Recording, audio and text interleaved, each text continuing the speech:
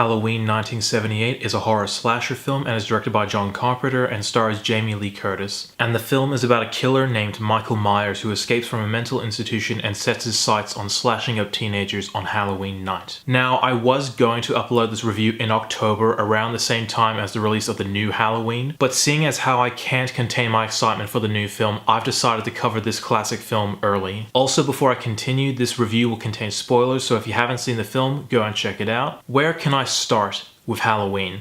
This film is widely regarded as a classic, and it is. This movie established a lot of elements that would be seen in future horror films, mainly that this film innovated the slasher genre and really made it popular because a few years after this we started getting the Friday the 13th and Nightmare on Elm Street films. This film also gave us what I think is the best horror movie villain ever in Michael Myers. And for me, what makes him stand out from Freddy Krueger and Jason is that his motivations aren't made clear. The opening scene of the movie shows a 6-year-old Michael murder his older sister, and we don't know why he did it. There's a great scene later on with the Dr. Loomis character played by Donald Pleasence where he explains that for the 15 years he was locked up, he tried to help him, but at some point he realized that Michael was pure evil and beyond saving. And little character building like that helps build Michael as this monster with no sympathetic attributes and no sign of redemption. Being completely honest, of all the horror movie villains that were established in the late 70s and early 80s, Michael is the only one that I think demands respect. And what I mean by that is that I haven't seen a lot of parodies or people making fun of him, at least not to the level that you see Freddy and Jason getting mocked to death on a constant basis. The biggest reasons why Michael worked is he never says a line, a majority of the film he's wearing that iconic mask, and most importantly, he's accompanied by the greatest musical theme in film history, and it's a theme I still get goosebumps as soon as I hear it. This film also established a few careers. Jamie Lee Curtis went on to become a big star, and John Carpenter, who had only made 2 films up until this point, became one of the more popular directors of the time, and would go on to make more great films like The Thing, Big Trouble in Little China, and They Live. One little fact that might shock a few people about Halloween is that it was made on a budget of $300,000, and in some places it doesn't feel like it. However, in other places, specifically the opening scene, which is entirely done from a POV shot, the filmmakers didn't have the tools they needed to make this scene look flawless, and this is one of the few misgivings I have with the film. The other issue I have is the performances from the teenagers. The way they delivered their lines and the stereotypes they played really hurt the film, and in some parts made it unintentionally funny. Even Jamie Lee Curtis's performance isn't exactly perfect. For a majority of the film, she's fine, and she is one of the more likable characters in the movie and the person we really do get behind, but it's once we start getting to the end of the film that her performance started to get a little bit awkward. And that's about all the issues I had with the film, as it pretty much nails everything else. The tension is masterfully done, the performances from Donald Pleasence and for the most part Jamie Lee Curtis were great, the camera work, while not perfect, still does an exceptional job when it comes to the scenes featuring Michael Myers, and the score composed by John Carpenter ensures that there is an unsettling feeling. Overall, there is no question that this film is a classic, and one of the major innovators of the slasher genre. Despite its small budget and its minor flaws with the teenage characters and its technical limitations, this film is my favorite of all of John Carpenter's films. So if you haven't seen this film, as soon as you can, go and check it out. And I'm going to give Halloween a 9 out of 10. Thank you so much for watching. If you like what you see, be sure to like my Facebook page, follow me on Twitter, and subscribe to my channel below. As always, I'm NETX5.